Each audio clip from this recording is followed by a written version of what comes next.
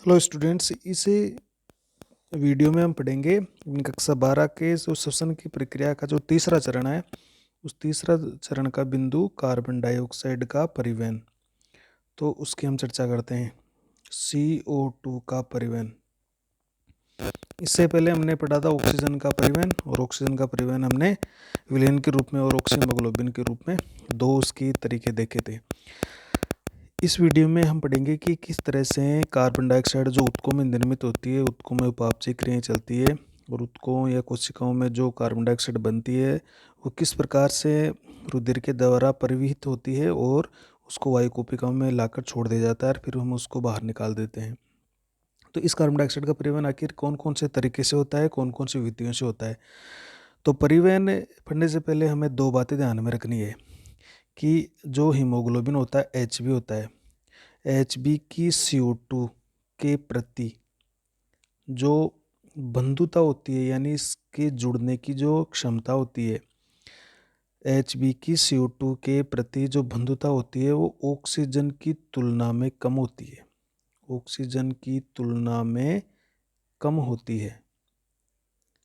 एक तो हमें ये बात याद रखनी है। दूसरी बात याद ये रखनी है कि CO2 यानी कार्बन डाइऑक्साइड जल में अधिक घुलनशील है।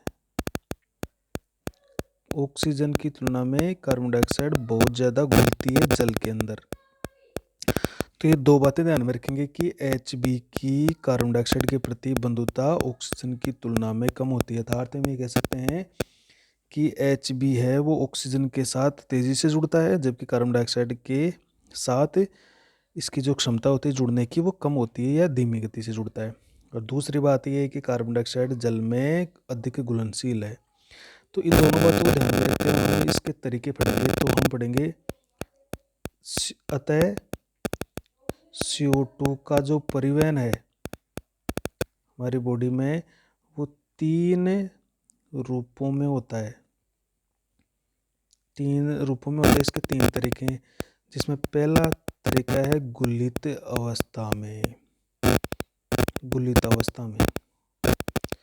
गुलित अवस्था का मतलब होता है ये लगभग 7% कार्बन डाइऑक्साइड का परिवहन इस अवस्था में किया जाता है। गुलित अवस्था में मतलब वो गुलित अवस्था के अंदर मतलब क्या है कि रक्त में क्या होता है, प्लाज्मा। रक्त का तरल भाग क्या कहलाता है, प्लाज्मा। तो ये प्लाज्मा में हम ये कह सकते हैं कि रक्त के प्लाज्मा में गुलित अवस्था में परिवहन होता है। गुलित अवस्था का मतलब हो गया रक्त का जो प्लाज्मा है, उस प्लाज्मा में जो पानी है, उस पानी के साथ ये घुलकर इसका परिवहन होता है। तो इसमें होगा क्या कि जो कार्बन डाइऑक्साइड होगी वो प्लाज्मा के अंदर जो पानी होगा उस पानी से क्रिया करेगी और वहाँ पर एक अम्ल बना लेगी। उस अम्ल का नाम है कार्बोनिक अम्ल। तो ये कार्बोनिक अम्ल बना लिया उसने। ये जो प्रक्रिया है, ये जो प्लाज्मा में पाए जाने वाले के एंजाइम जिसको हम कह रहे हैं कार्बोनिक एनहाइड्रेज, एक एंजाइम पाया जाता है जो कि इस क्रिया को ये प्रेरित करता है। मतलब वो हमारे ब्लड के प्लाज्मा में कार्बोनिक अम्ल बन गया। अब ये कार्बोनिक अम्ल कहाँ बना, ये कार्बोनिक अम्ल बन गया ऊतकों में, क्योंकि ऊतकों में कार्बन डाइऑक्साइड होती है और कोशिका में पानी होता ही है। तो वहाँ पर जैसे ही रुधिर जाता है तो रुधिर वहाँ पर पानी के साथ ही क्रिया करके ऊतकों के अंदर ये कार्बोनिक अम्ल वहाँ पर बन जाता है और ब्लड के साथ विस्तृत होकर फिर ये ऊतकों से कहाँ गया, ये ऊतकों में बना और फिर ब्लड रक्त प्लाज्मा के साथ फेफड़ों में आ गया। और फेफड़ों में क्या होता है कि ये जो H2CO3 है इसका विघटन हो जाता है और कार्बन डाइऑक्साइड और जल बन जाता है। इस कार्बन डाइऑक्साइड को हम बाहर भेज देते हैं। तो जैसे कार्बोनिक अम्ल है ऊतकों से रुधिर के प्लाज्मा के साथ आता है और फेफड़ों में आकर वायु कोशिकाओं में, ये जैसे वायु कोशिकाओं में आता है ये कार्बनिक अम्ल पुनः कार्बन डाइऑक्साइड और जल में टूट जाता है और कार्बन डाइऑक्साइड है वो हमारे फेफड़ों से बाहर चली जाती है। तो इस तरह से परिवहन होता है। ऊतकों में ये ऊतक है, इस ऊतकों में कार्बन डाइऑक्साइड, वहाँ पर इसने जल से क्रिया की, कार्बनिक अम्ल बनाया, कार्बनिक अम्ल रुधिर के प्लाज्मा के साथ घुलकर फेफड़ों की तरफ आ गया। तो ये प्लाज्मा में गुलितावस्था से इसका परिवहन होता है। ये मात्र 7% कार्बन डाइऑक्साइड का परिवहन किया जाता है। दूसरी अपन महत्वपूर्ण विधि देखते हैं, HB के साथ जुड़कर। HB के साथ जुड़कर, तो HB के साथ जुड़कर इसका परिवहन होता है और वो लगभग 23% कार्बन डाइऑक्साइड का परिवहन किया जाता है। जब HbCO2 के साथ जुड़ती है तो वहाँ पर बनता है HbCO2। एक साधारण तरीके से मैं आपको बता दूं, इसे अस्थायी यौगिक को, ये जो एक अस्थायी यौगिक बना, अस्थायी यौगिक, और ये फिर पुनः हमारे फेफड़ों में आकर इस तरह से टूट भी जाता है। तो 23% कार्बन डाइऑक्साइड का परिवहन HB के साथ जुड़कर किया जाता है। ये जो HB के साथ कार्बन डाइऑक्साइड जुड़ती है, इस यौगिक को बोलते हैं कार्ब अमीनो हीमोग्लोबिन। या हिंदी में इसको बोलेंगे अपन कार्बेमिनो। हिंदी में इसको लिखे तो इस तरह से लिख सकते हैं, कार्बेमिनो हीमोग्लोबिन। कार्ब अमीनो हीमोग्लोबिन, तो ये कार्ब अमीनो हीमोग्लोबिन कहलाता है। इसको इस तरह से भी लिख सकते हैं अपन, जैसे कार्ब हीमोग्लोबिन भी इसको कह सकते हैं, हीमोग्लोबिन। या कुछ जगह पर इसको कार्बो हीमोग्लोबिन भी लिखा होता है तो भी सही है। तो मतलब इसको अलग अलग तरीके से लिखा जाता है, आप कोई से भी तरीके से इसको लिख सकते हो, कार्ब अमीनो हीमोग्लोबिन या कार्ब हीमोग्लोबिन या कार्बो हीमोग्लोबिन, ये सभी इसी के नाम है। और हीमोग्लोबिन की फिर स्पेलिंग दो तरीके से लिख सकते हैं, HEMO या HAEMO, तो इसको इस तरह भी लिख सकते हैं हम।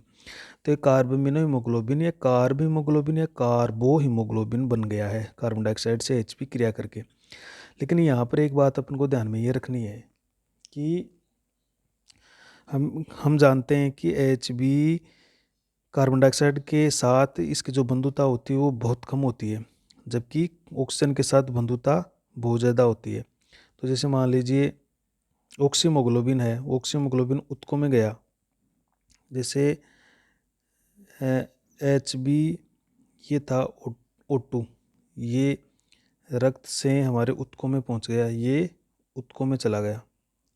अब ऊतकों में यहाँ पर क्या है, PCO2 का मान ज़्यादा है और H धनायन का मान भी ज़्यादा होता है। जैसे ही ऑक्सीमोग्लोबिन ऊतकों में पहुंच जाता है और ऊतकों में स्थिति क्या होती है, वहाँ पर कार्बन डाइऑक्साइड ज़्यादा होती है और H धनायन भी सांद्रता भी ज़्यादा होती है। तो ये दोनों स्थितियाँ वहाँ पर होता है और DPG भी ज़्यादा होता है, DPG भी ज़्यादा होता है। तो ये स्थितियाँ क्या करती है, तो ये स्थितियाँ ऑक्सीमोग्लोबिन को, यहाँ HB को ऑक्सीजन हटाने पर मजबूर कर देती है। तो यहाँ से क्या होता है, ये स्थिति क्या करती है, HB से यहाँ पर कार्बन, ये ऑक्सीजन को यहाँ से हटा देती है और ऑक्सीजन है वो हमारे कोशिकाओं तक पहुँच जाती है। अब ये HB है वो वापस आएगा, तो वापस से जैसे आएगा तो ये यहाँ से कार्बन डाइऑक्साइड को जोड़ के लेके आएगा। लेकिन हम ये जानते हैं कि HB की कार्बन डाइऑक्साइड के साथ बंधुता बहुत कम होती है, ऑक्सीजन के साथ इसकी बंधुता बहुत ज़्यादा होती है। तो सबसे पहले क्या किया जाता है, इस HB की ऑक्सीजन के साथ बंधुता को कम किया जाता है। तो यहाँ पर होगा क्या, सबसे पहले कि HB के साथ सबसे पहले होगा कि कुछ H धनायन होते हैं वो साथ जुड़कर, HB के साथ H धनायन जुड़कर HB की O2 के साथ जो बंधुता होती है उसको कम करते हैं। तो सबसे पहले क्या होता है कि जो ये एच बी बना, इस एच बी वापस ऑक्सीजन से नहीं जुड़े, इसकी बंधुता कम हो जाए तो पहले इसके साथ एक कुछ एच धनायन जुड़ जाते हैं। और फिर क्या होता है, फिर एच बी का जो अमीनो समूह होता है, हमने इसकी जो पोरफायरिन वलय पड़ी थी उसमें नाइट्रोजन हाइड्रोजन थे, तो वहाँ पर अमीनो समूह था, तो नाइट्रोजन एच बी के अमीनो समूह से कार्बन डाइऑक्साइड जुड़कर अस्थायी यौगिक कार्बेमिनो हीमोग्लोबिन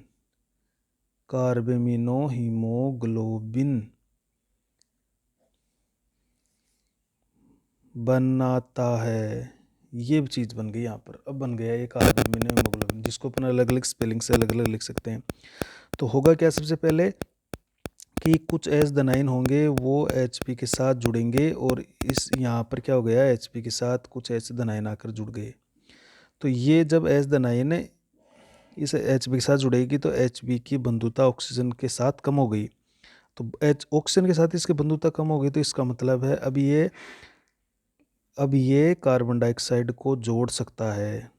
यानी अभी क्या होगा, इसका जो एच बी का जो NH2 समूह है उसके साथ एक कार्बन डाइऑक्साइड का समूह जुड़ जाएगा। तो हम इसको इस तरह से लिखते हैं कि जैसे ये H तो एच बी के साथ जुड़ गया, और एच बी का जो H जुड़ गया इधर से, और ये एच बी का NH2 समूह है, इस NH2 समूह से कार्बन डाइऑक्साइड जुड़ गई, और ये स्थिति आ गई कि ये बन गया यहाँ पर। इसको मैं इस तरह से लिख दूँ, NH और COO CO2 हो गया है, और एक H और, तो ये स्थिति यहाँ पर बन गई। तो इस यौगिक को हम कहेंगे कार्ब अमीनो हीमोग्लोबिन। देखो, कार्ब का मतलब हो गया कार्बन डाइऑक्साइड, अमीनो का मतलब हो गया NH2, और हीमोग्लोबिन का मतलब Hb होता है ये। तो इसमें तीन हो गए, Hb हो गया, Hb का NH2 समूह हो गया, और कार्बन डाइऑक्साइड हो गई। तो इस यौगिक को हमने कह दिया कार्ब अमीनो हीमोग्लोबिन, या इसको कार्बो हीमोग्लोबिन भी लिखते हैं, या कार्ब हीमोग्लोबिन भी इसको कहते हैं। तो ये स्थिति आ गई, ये हमारे फेफड़ों के अंदर, ब्लड के अंदर ये बन चुका है कार्ब अमीनो हीमोग्लोबिन। अब ये क्या होता है, जैसे वायु को कम में आता है ये कार्बन डाइऑक्साइड को यहाँ से रिलीज कर देता है। अब एक चीज़ और है, एक एच बी का अणु 4 कार्बन डाइऑक्साइड अणुओं को जोड़ता है। ये भी आपको, जैसे ऑक्सीजन के 4 अणुओं को जोड़ रहा था, तो ये भी कार्बन डाइऑक्साइड के 4 अणुओं को जोड़ता है, क्योंकि एक एच बी में 4 NH2 समूह है, और एक NH2 समूह बराबर एक CO2 का अणु, तो 4 NH2 समूह बराबर 4 CO2 के अणु। तो इस तरह से 4 CO2 के अणु को, एक Hb का अणु है वो 4 CO2 के अणुओं को जोड़कर फेफड़ों तक लाता है। तो कार्बेमिनो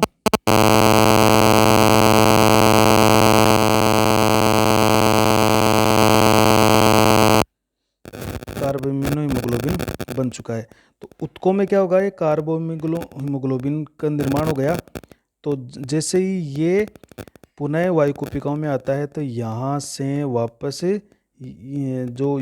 कार्बोमिनो हीमोग्लोबिन जैसे ही वायु कुपिकाओं में आता है, लंग्स में आता है, तो लंग्स में क्या होगा, उच्च CO2 होगा, ऑक्सीजन की मात्रा अधिक होगी, तो वहाँ पर ये कार्बोमिनो हीमोग्लोबिन से कार्बन डाइऑक्साइड है वो मुक्त हो जाती है, और वापस Hb है वो ऑक्सीजन को जोड़ने लगता है, क्योंकि यहाँ पर ऑक्सीजन की मात्रा ज़्यादा पाई जाती है। तो जैसे ये वायु कुपिकाओं में आता है, फेफड़ों में आता है, तो कार्बोमिनो हीमोग्लोबिन है वो कार्बन डाइऑक्साइड को मुक्त कर देता है, क्योंकि यहाँ पर फिर ऑक्सीजन की सांद्रता बढ़ जाती है। तो एक चीज़ मैं यहाँ पूछ रहा हूँ आपसे कि जैसे उत्कों में ये जा रहा था कि ऑक्सीमोग्लोबिन उत्कों में ये जा रहा था, वहाँ पर PCO2 ज़्यादा था, एच धनायन की सांद्रता DP ज़्यादा था, तो इसको हमने एक इफेक्ट कहा था यहाँ पर बोर इफेक्ट, यानी बोर प्रभाव होता है। PCO2 की अधिकता के कारण ऑक्सीमोग्लोबिन ऑक्सीजन को यहाँ रिलीज कर देता है, फिर बदले में कार्बन डाइऑक्साइड को जोड़कर एक Hb का अणु 4 कार्बन डाइऑक्साइड के अणुओं को जोड़कर लेके आता है। और तीसरी विधि हम पढ़ेंगे, सबसे इम्पोर्टेंट है, वो है बाइकार्बोनेट के रूप में। और इससे 70% कार्बन डाइऑक्साइड का परिवहन होता है। तो 7 तो हमने पढ़े गुलित अवस्था में, 23 पढ़ा हमने HB के साथ, तो 23 और 7 30, और बाकी का 70% जो कार्बन डाइऑक्साइड का परिवहन है वो बाइकार्बोनेट के रूप में होता है। बाइकार्बोनेट का मतलब हो गया HCO3 के रूप में।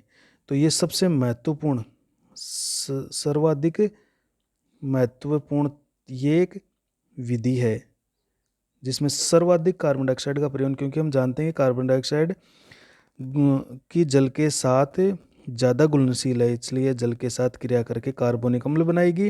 और वो किस तरह से कार्बन RBC में बनता है, फिर प्लाज्मा में आता है, किस तरह से यहाँ पर कुछ विशेष प्रक्रियाएं होगी जिनको डिटेल से अपन नेक्स्ट वीडियो के अंदर पढ़ेंगे, इस बाइकार्बोनेट के परिवहन के रूप में कार्बन डाइऑक्साइड के परिवहन को।